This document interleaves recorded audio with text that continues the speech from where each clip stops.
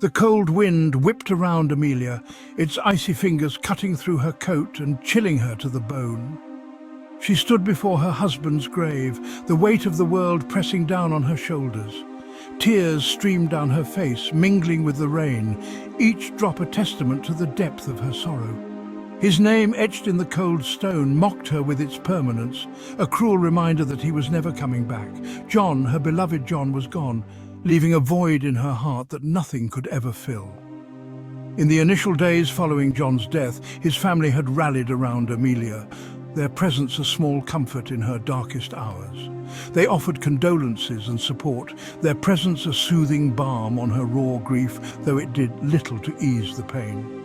John's brother Robert had been particularly helpful, taking care of funeral arrangements and legal matters, ensuring that Amelia had one less thing to worry about.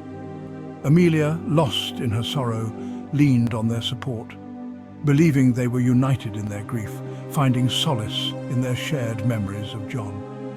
She had loved John with every fibre of her being, their bond unbreakable even in death. Their love story was one for the ages, the kind that poets wrote about and dreamers yearned for, filled with moments of joy, laughter, and an unspoken understanding that transcended words. Now she was alone, adrift in a sea of grief, clinging to the memories of their love like a lifeline, each recollection a bittersweet reminder of what she had lost. She spent hours poring over old letters and photographs, each one a fragment of their shared history, a piece of the puzzle that was their life together. The house, once filled with laughter and love, now echoed with silence, each room a stark reminder of John's absence. She would sit at the kitchen table, a cup of tea growing cold in her hands, lost in thought, wondering how she would ever move forward without him. The wedding ring on her finger felt heavier now, a symbol of a promise that had been cut short, a love that had been taken too soon. In an attempt to find some semblance of normalcy, Amelia began attending a grief support group, hoping to find others who understood her pain. There she met others who had lost loved ones, each story a mirror of her own heartache, each person a testament to the resilience of the human spirit. Sharing her story with them, she found a small measure of comfort, a glimmer of hope that maybe, just maybe, she could find a way to live with her grief. As the days turned into weeks, and the weeks into months, Amelia began to see small signs of healing, like the first rays of dawn breaking through the darkness.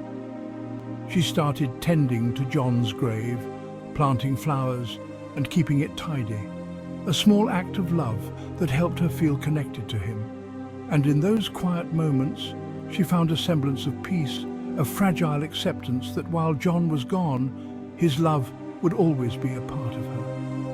As she walked away from the cemetery, the wind still cold, but somehow less biting, Amelia knew that her journey through grief was far from over, but she also knew that she would carry John's memory with her always. And with each step she found a little more strength, a little more hope, knowing that love, even in its absence, had the power to heal. Amelia closed her eyes, the pain of John's absence a physical ache. Flashes of their life together flickered through her mind. Their wedding day, bathed in sunshine and laughter, John, handsome in his tuxedo, gazing at her with an adoration that made her heart soar. Vacations to exotic locales, their laughter echoing through ancient ruins and bustling markets. Quiet evenings at home, curled up on the sofa, a fire crackling in the hearth. John, always the storyteller, captivating her with tales of his day, his eyes twinkling with mischief. Their love had been a beacon of warmth and joy. It had weathered life's storms, emerging stronger with each passing year. John had been her rock, her confidant, her soulmate. Now she was lost without him. The memory of the day John died was etched into her mind with cruel clarity. One minute, life was a tapestry of vibrant colours. The next, it had faded to a dull, lifeless grey. John had been driving home from work when a drunk driver ran a red light, smashing into his car. The phone call from the hospital, the frantic drive, the sight of John lying still and lifeless in the hospital bed. Amelia's world had shattered into a million pieces. She had clung to his hand, cold, and unresponsive, refusing to believe that he was gone. But death, that unwelcome visitor, had come calling, leaving Amelia with a gaping hole in her heart and a future shrouded in uncertainty. Little did she know, the worst was yet to come. Section 4. Betrayal's Sharp Sting. The first blow came when Robert, his face a mask of false sympathy, informed Amelia that she needed to vacate their home. His words were like daggers, each one piercing deeper into her already wounded heart. She had trusted him, believed in his kindness, but now she saw the cold calculation in his eyes. He claimed it was a rental property owned by their family, and she had no legal claim to it. The words on the document blurred as tears filled her eyes. How could this be? She had lived there for years, built a life with John, and now it was all being ripped away. Amelia, still reeling from her grief, was too shocked to protest. Her mind was a whirlwind of emotions, unable to process the betrayal she was experiencing. She felt paralyzed, unable to fight back against the injustice being thrust upon her. Then came the bank statements, accounts emptied, investments liquidated. Every financial safety net she thought she had was gone. The numbers on the screen were a stark reminder of her new reality. She was penniless, left with nothing but the clothes on her back and the memories of a life that had been stolen from her. John's life insurance policy, meant to secure Amelia's future, had been cashed out days after his death. The betrayal was not just financial, it was deeply personal. John had worked hard to ensure she would be taken care of, and now even that was gone. The beneficiary had been changed, without John's knowledge, to Robert. The realization that someone she considered family could be so deceitful was a bitter pill to swallow. It was a calculated move, one that required planning and a complete lack of conscience. The realization hit Amelia like a physical blow. Her breath caught in her throat, and she felt as if the ground had been pulled out from under her. The room spun, and she had to sit down to steady herself. John's family, the people she had trusted to support her, had been systematically stealing from her. Each face in the room now seemed like that of a stranger. The warmth and love she once felt were replaced by a cold, hard reality. They had taken advantage of her grief, her vulnerability, to enrich themselves.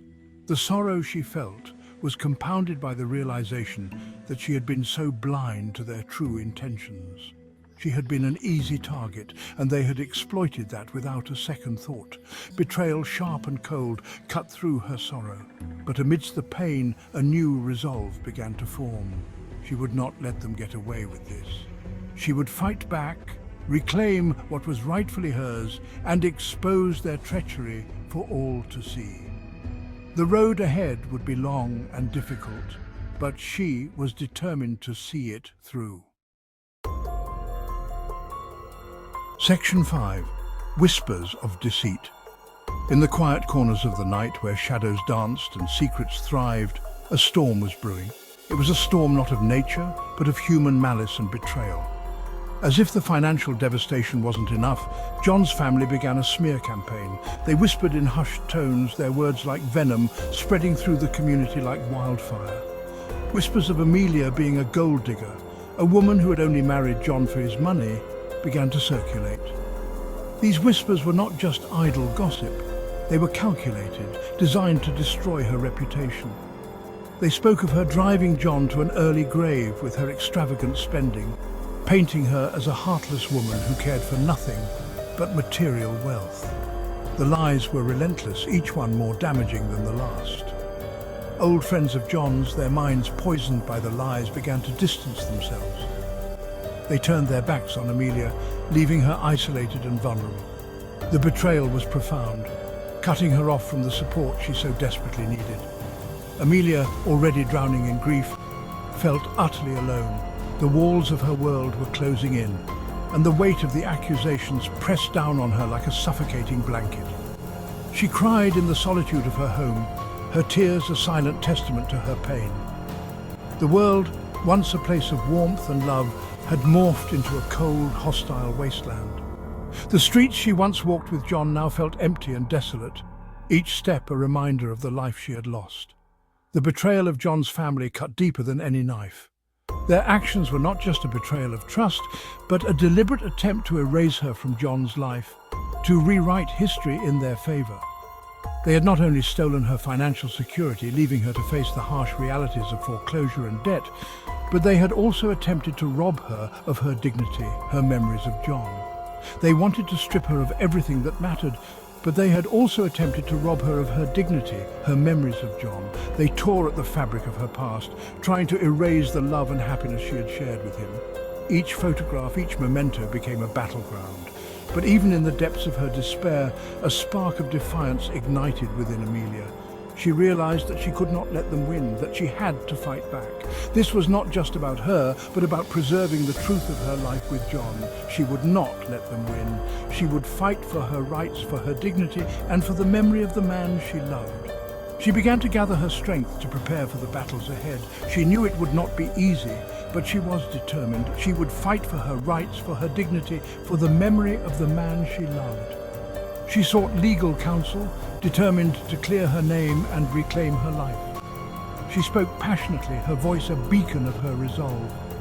For the memory of the man she loved, she would stand tall. She placed flowers on John's grave, a symbol of her enduring love and commitment. She looked at his portrait with love, drawing strength from his memory. And with each step she took, she walked confidently into a future she would shape with her own hands.